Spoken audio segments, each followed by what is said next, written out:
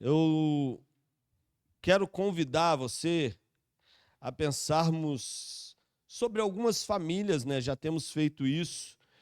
No último domingo pensamos sobre a família de Josué, não é isso? E hoje nós vamos pensar sobre a família de um grande homem da palavra de Deus, que foi João Batista, a partir de Lucas, capítulo 1, versos 5 e 6 apenas. Você mantém a sua Bíblia aberta, que depois leremos alguns outros versos. Lucas, capítulo 1, 5 e 6 diz assim: No tempo de Herodes, rei da Judéia, havia um sacerdote chamado Zacarias, que pertencia ao grupo sacerdotal de Abias. Isabel, sua mulher, também era descendente de Arão. Ambos eram justos aos olhos de Deus, obedecendo de modo irrepreensível a todos os mandamentos e preceitos do Senhor. Mas eles não tinham filhos, porque Isabel era estéril e ambos eram de idade avançada.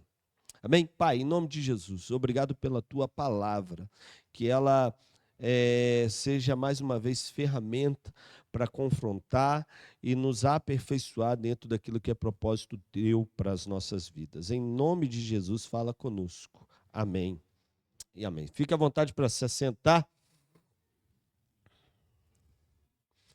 Sabe, amados, é um desafio para nós imaginar e sonhar com prosperidade e bênção quando o ambiente é de escassez. É difícil manter uma perspectiva positiva quando tudo ao redor é contrário àquilo que a gente imagina. É difícil sonhar com vitórias, com bênçãos, com coisas especiais, quando tudo que nos cerca é sequidão e uma realidade desafiadora. Talvez seja por isso que certa vez o Senhor chamou o profeta Ezequiel e o levou a uma visão desafiadora. Profetizar aonde? No vale de ossos secos. Porque, de fato, toda sequidão, toda escassez, todo ambiente desafiador pode ser palco para grandes manifestações do poder e da graça de Deus. A verdade é que as nossas casas, o nosso ambiente familiar, por mais desafiador e difícil que venha verdadeiramente se revelar diante de nós nesses dias ou ao longo da nossa história, por mais difíceis que sejam os embates e desafios, tudo isso pode de alguma maneira ser transformado pela manifestação da glória do Senhor. A verdade é que, por vezes, nos falta uma perspectiva positiva, fé para imaginar que aquilo que nem olhos viram, nem ouvidos ouviram, nem jamais penetrou no coração humano, seja capaz de se tornar uma realidade na nossa vida. Às vezes, aquilo que declaramos e, por vezes, está na nossa mente, para nós é um desafio que isso seja capaz de penetrar no nosso coração. Para nós, representa um desafio que, de fato, possamos caminhar nessa perspectiva e certeza. Oramos pela nossa casa, para que Deus manifeste seu poder, leve os nossos aos pés de Jesus, mas, por vezes, nos falta essa esperança que, de fato, Jesus tem todo o poder para realizar coisas como essa. E quando eu olho para esse texto, quando eu e você somos levados a estudar a história desse casal, nós vimos que essa família experimentou de grande manifestação do Senhor, apesar de um longo período onde eles clamavam possivelmente sem obterem resultado de todo o seu clamor.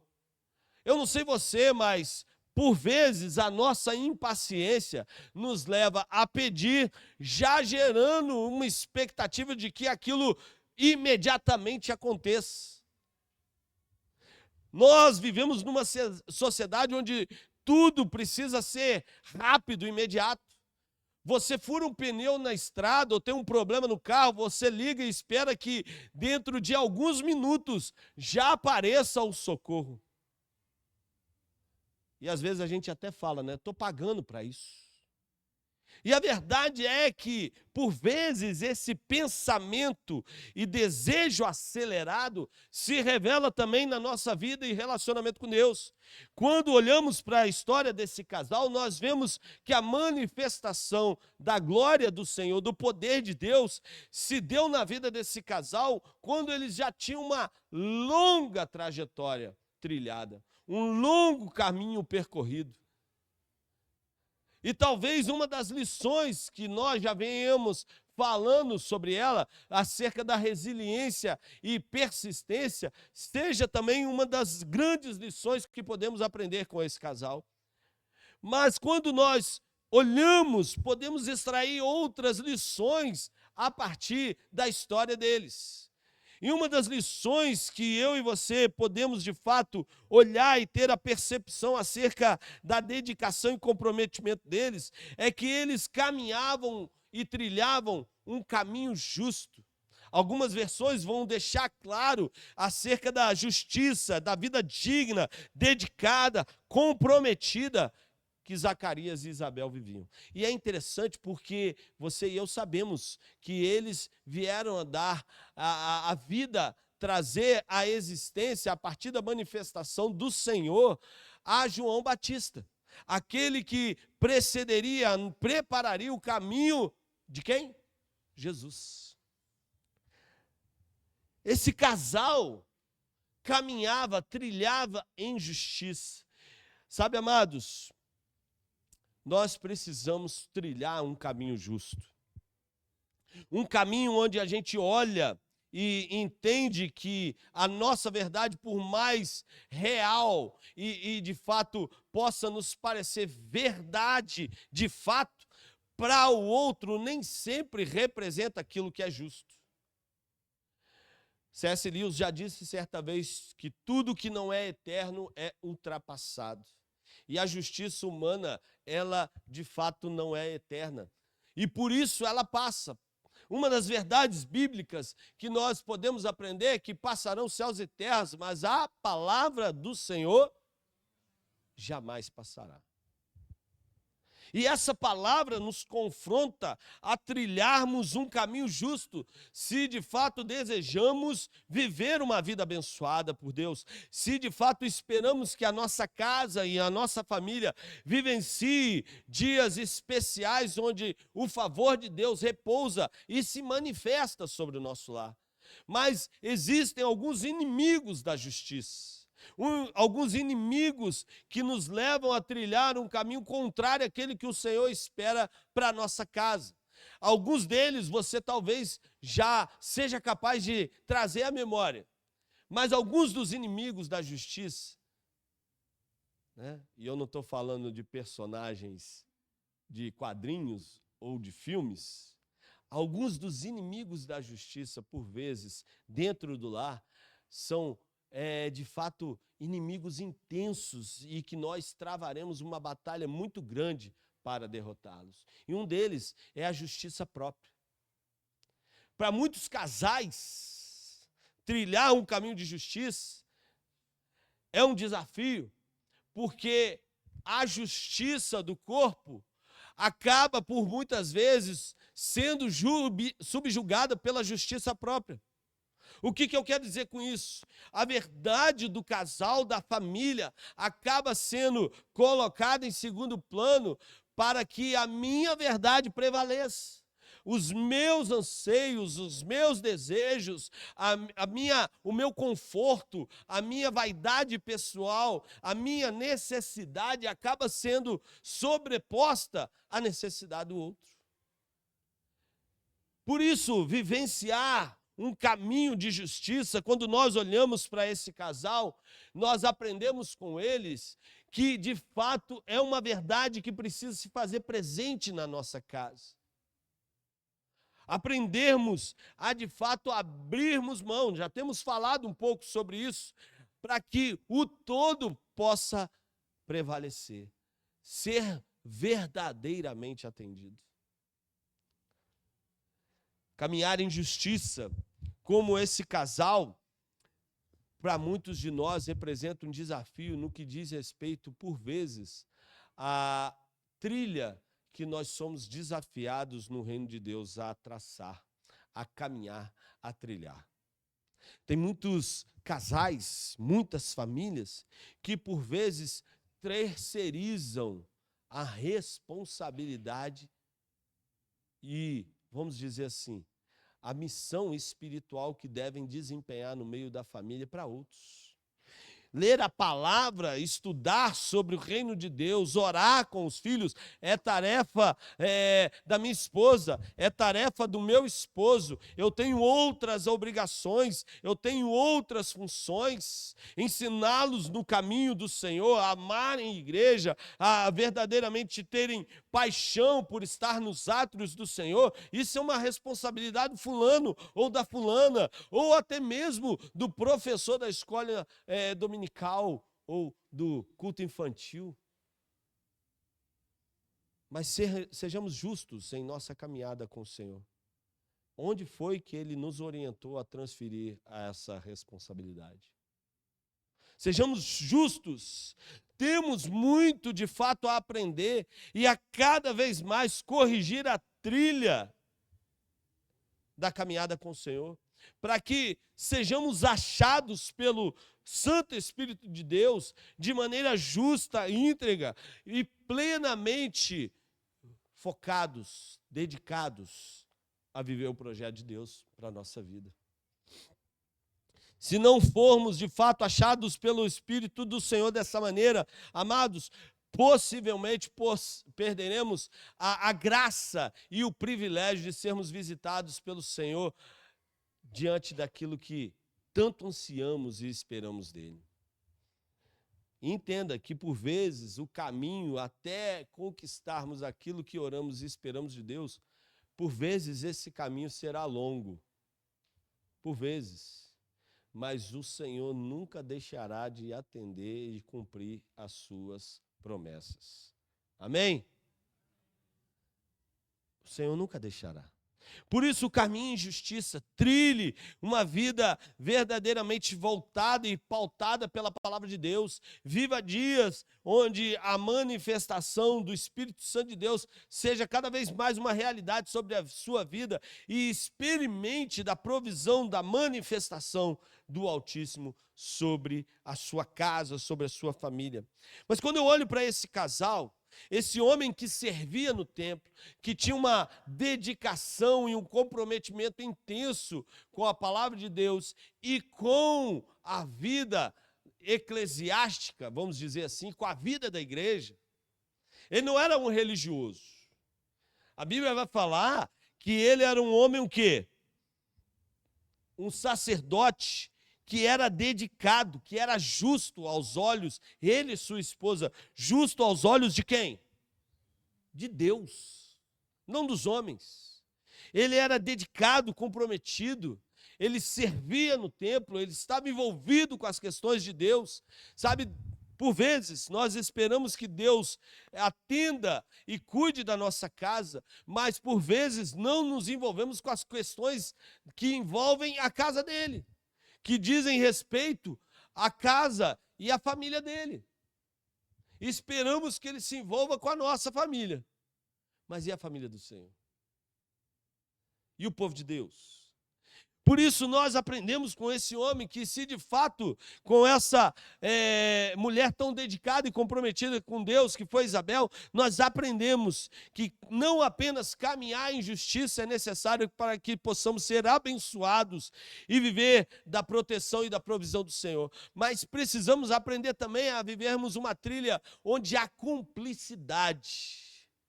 A cumplicidade se torna uma verdade na nossa casa. Quando a gente fala de cumplicidade, geralmente a gente remete à ideia de que fulano é cúmplice do Beltrano, né? Cometeu um crime.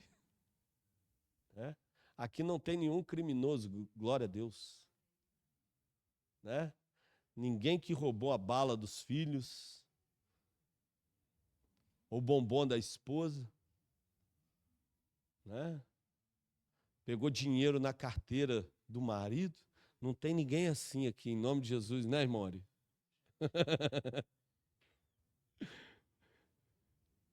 Mas a verdade é que cumplicidade é a disposição para se doar, se colocar no lugar do outro e, de fato, se tornar parceiro.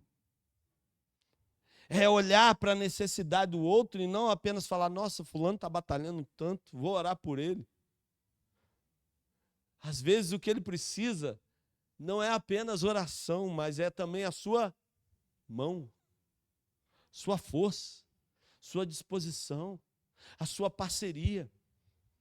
Eu fico imaginando Zacarias, sacerdote, servindo ao Senhor de maneira justa. Sua esposa tinha um problema, a esterilidade era a realidade que ela vivenciava. Talvez pelo contexto religioso, talvez pelos amigos que o envolviam, talvez ele recebesse alguns conselhos. Ó, querido, eu se eu fosse você, pensava, né, ia abandonar, arrumar uma outra família, né? Sua posteridade vai ficar a perigo, não vai ter descendentes. Como é que vai ser a realidade daqui a alguns anos? Quem vai ser a sua descendência? Talvez alguns o aconselhassem a, de alguma maneira, abandonar a sua casa.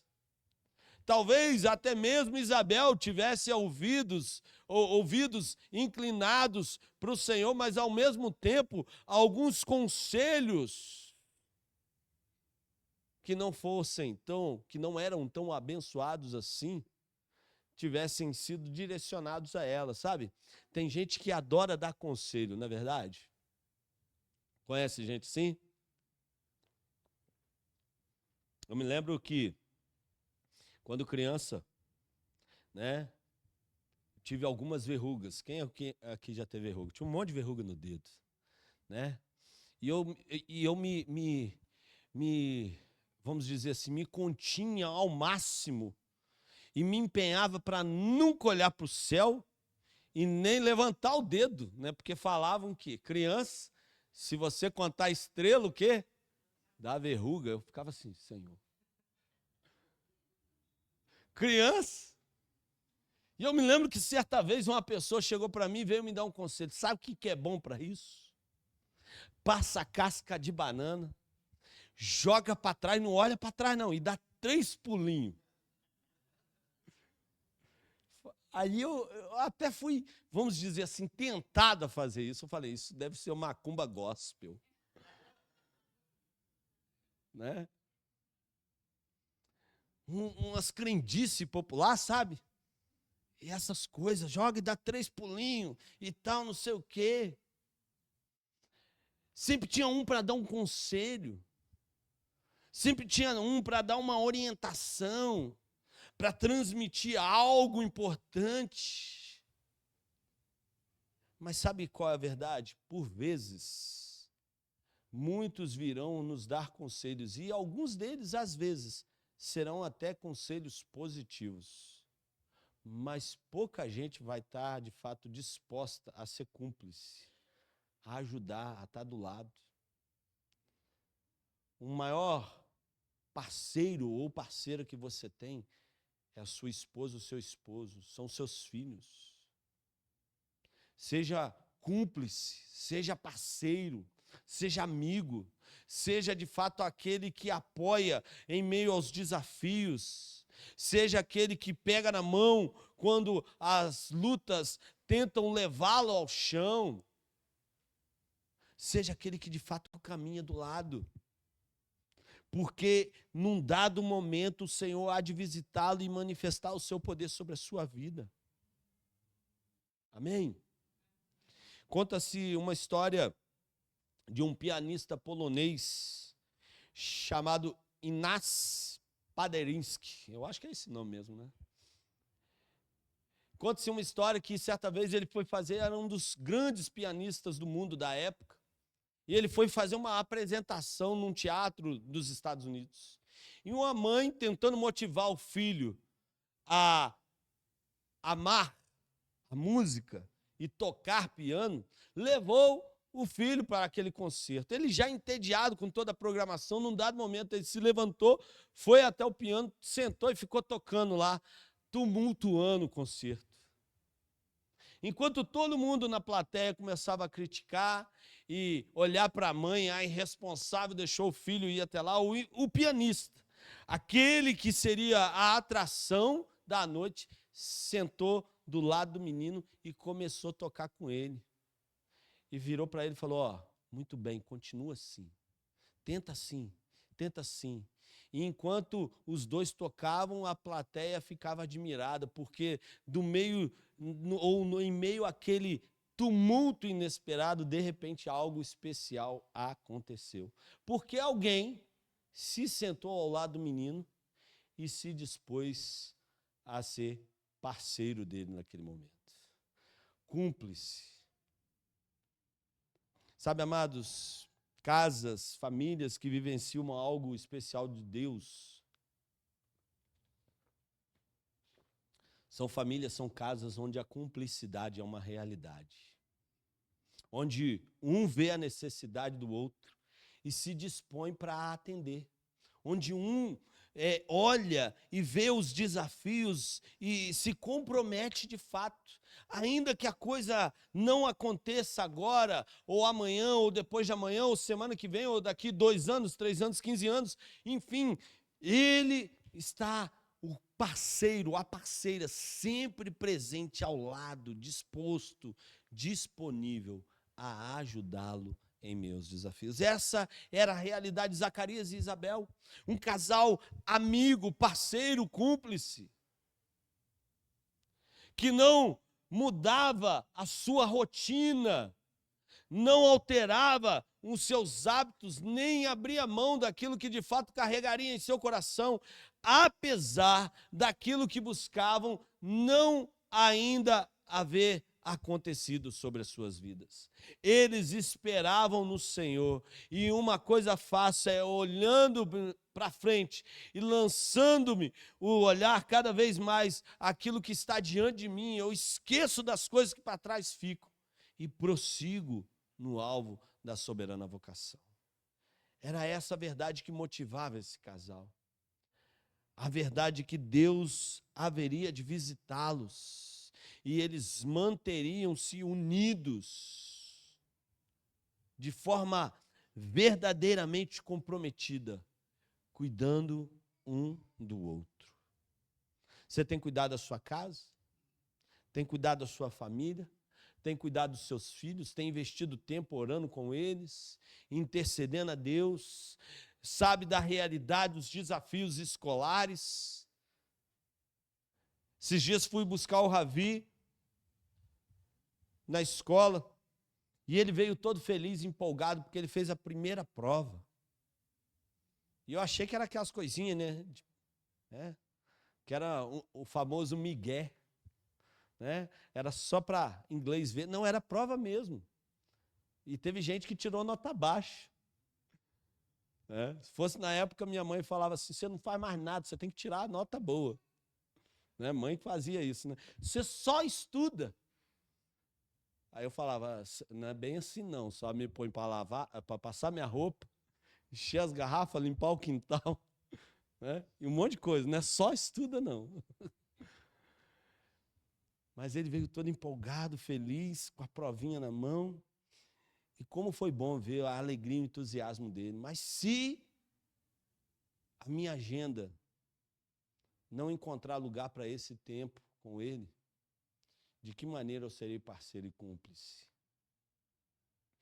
Precisamos alterar nossa agenda para que sejamos parceiros na nossa casa, para que vejamos a manifestação de Deus na nossa família, para que possamos experimentar verdadeiramente do mover do Senhor em nosso lar, em nossa casa. Esse casal experimentou algo especial da parte de Deus, não apenas por conta da sua fidelidade e comprometimento, mas porque Deus viu neles um casal disposto a, de fato, trilhar os desafios juntos, a se comprometerem, a serem parceiros. Deus deu um filho pro casal.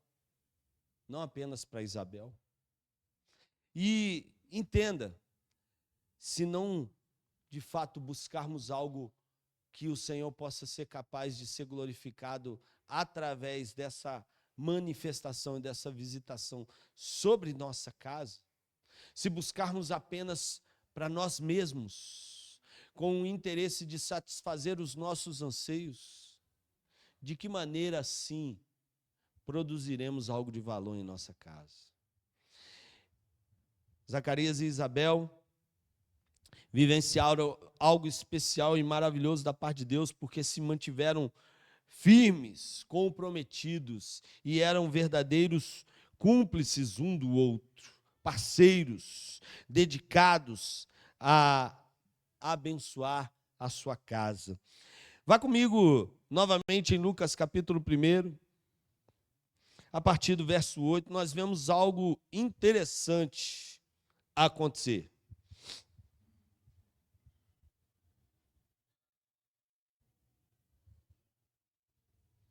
Olha o que diz o texto, Lucas 1:8.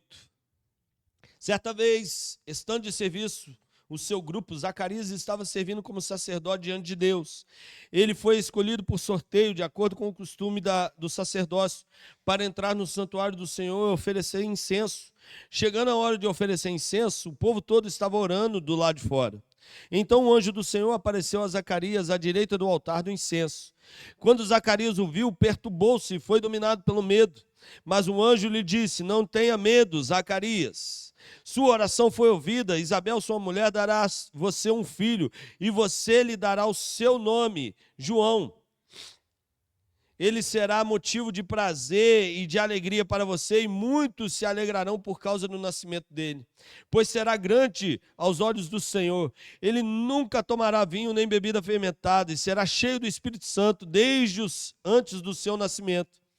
Fará retornar muitos dentre o povo de Israel ao Senhor, o seu Deus, e irá diante do Senhor no espírito e no poder de Elias, para fazer voltar o coração dos pais aos filhos e os desobedientes à sabedoria dos justos, para deixar um povo preparado para o Senhor. Zacarias perguntou ao anjo, olhe bem, Zacarias perguntou ao anjo: como posso ter certeza disso? Estou velho e minha mulher é de idade avançada. Agora, entenda uma coisa. Eles se comprometeram e foram dedicados, apesar dos dias avançados, a tudo aquilo que o Senhor estabeleceu como projeto para a vida deles. Mas saiba, por vezes,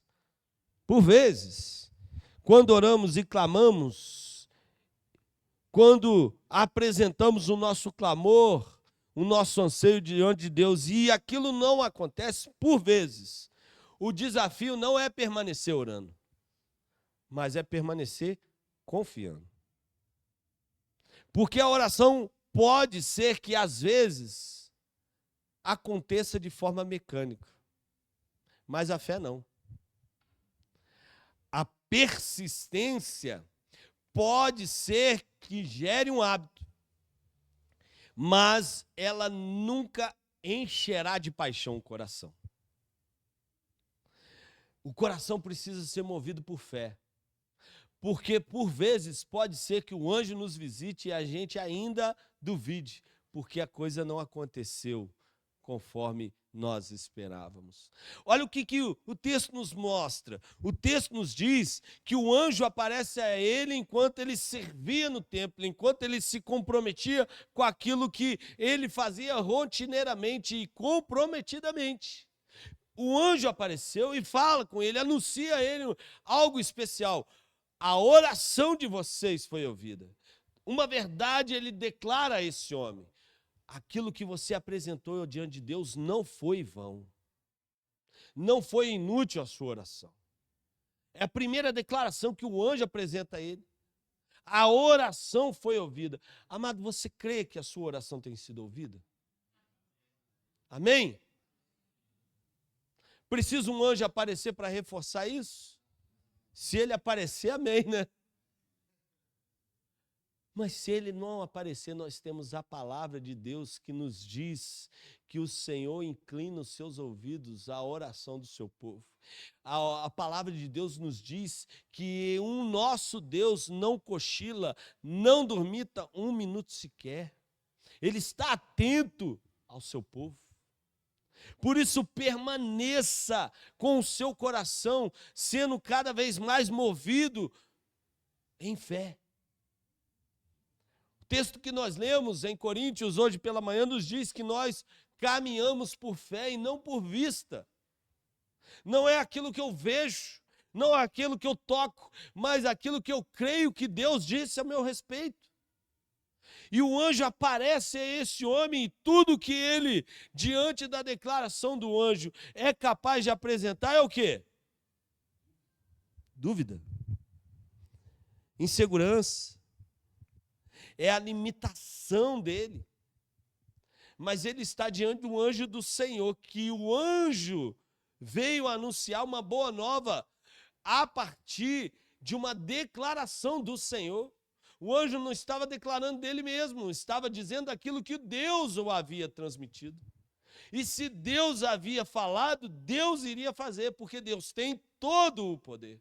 Amém? E se Deus tem todo o poder, o que é a nossa limitação diante do Senhor? Nada. Concordam comigo? Nada. Mas quando o anjo se apresenta a ele, levanta ou deixa para ele essa declaração, o que ele fala? Sou eu velho, minha mulher avançada de idade. Nós dois estamos num problema muito sério. Mas entenda, algo especial acontece. É que o anjo reforça a verdade, mas põe a esse homem uma limitação. O que acontece com ele a partir daquele momento? Fica o quê? Mudo. Pode falar nada. E eu fico imaginando um homem na idade dele, esperando há muito tempo uma bênção, tudo que ele queria fazer o quê? Contar para os outros. É verdade? Falar, declarar, anunciar, o Senhor me visitou, a minha esposa está gerando, algo maravilhoso aconteceu, a manifestação do Senhor se fez de fato real sobre a nossa casa, sobre a nossa família, mas por conta da dúvida, por conta de colocar diante do poder do Eterno a sua limitação e não confiar de fato na graça, no poder, na majestade de Deus, ele deixa de experimentar a bênção em sua totalidade. Deus já havia declarado que ele seria abençoado. E o fato de, por vezes, nós caminharmos de maneira incrédula não mudará os planos que Deus tem a nosso respeito. Amém? Mas talvez você deixará de experimentar tudo aquilo, sabe, que o Senhor preparou para você. Você talvez já tenha tido a oportunidade de fazer uma viagem que tinha todo um roteiro planejado, mas de repente alguma coisa aconteceu e você foi privado de alguns dos benefícios. Porque imprevistos podem acontecer diante dos nossos planos, mas nunca serão uma realidade diante dos planos de Deus. Ele tem cada uma das verdades eternas planejadas a nosso respeito. Cada um dos planos que ele preparou para nós hão de se cumprir. Cada uma das palavras, promessas e projetos que ele traçou para a sua casa, para a sua família, hão de se cumprir. Porque ele não é filho do homem para que minta, nem tampouco para que se arrependa. Ele não é homem para que minta. Portanto, amado, permaneça confiando. Permaneça crendo, permaneça esperando e cuide, tenha cuidado com as suas palavras, porque por vezes a boca fala daquilo que o coração de fato está cheio. Você crê que a sua casa será uma bênção? Amém? Ela já é abençoada em nome de Jesus, amém? Declare isso. Declare isso. Anuncie com seus lábios todo dia isso. Olhe para os seus filhos e, por mais difíceis que eles sejam, fala: você é uma bênção em nome de Jesus. Mexeu nas suas coisas, quebrou o que não devia, você é uma bênção em nome de Jesus. A esposa, o esposo, fez algo que não estava dentro dos planos e te irritou um pouco, e você faz o quê? Você é uma bênção em nome de Jesus. Amém? Dá um beijinho na testa, se possível. Beijinho, tá? Não mordida. Mas, amados, nós precisamos aprender a declarar aquilo que esperamos que de fato o Senhor possa ser capaz de realizar na nossa casa. Precisamos aprender a usar os nossos lábios não para expressar nossa incredulidade, não para apresentar os empecilhos e limitações humanas, mas precisamos aprender a usar os nossos lábios para declarar a bondade, a graça, o favor e a fidelidade de Deus. Nossa casa é lugar onde Deus deseja manifestar a sua glória e poder a cada dia. Os nossos filhos serão flechas nas mãos do Senhor, serão abençoados, nossos lares serão cada vez mais o palco de grandes obras e manifestações do Altíssimo. Seu esposo é um abençoado em nome de Jesus, sua esposa é uma abençoada em nome de Jesus, sua casa há de cada dia mais declarar, como Josué disse: eu e minha casa serviremos, e cada dia mais havemos de nos dedicar ao Senhor em nome de Jesus. Mas entenda que ainda que a coisa não tenha acontecido, dedique-se em fé para aquilo que você espera do Senhor aconteça em nome de Jesus. Não perca a fé, não perca a esperança, não perca a confiança. Reconheçam que o Senhor é o nosso Deus, Ele nos fez e somos dele, somos seu povo e rebanho do seu pastoreio, diz o Salmo 100, versículo 3. Entrem por suas portas com ações de graças, em seus átrios com louvor. Deem-lhe graças e bendigam o seu nome, pois o Senhor é bom e o seu amor leal é eterno. A sua fidelidade permanece por todas as gerações. Amém?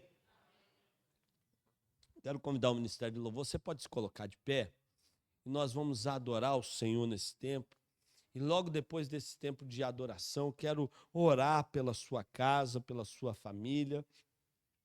Quero colocar junto a você os nossos lares diante do Senhor, as nossas casas diante do Altíssimo e clamar para que o Senhor se manifeste a cada dia mais e mais sobre a nossa casa, sobre a nossa família, porque ainda que a figueira não floresça e que não haja fruto na vide, todavia nós nos alegraremos no Senhor e continuaremos crendo que aquele que começou uma boa obra é fiel para completá-la até o dia final. A sua casa é uma boa obra do Senhor.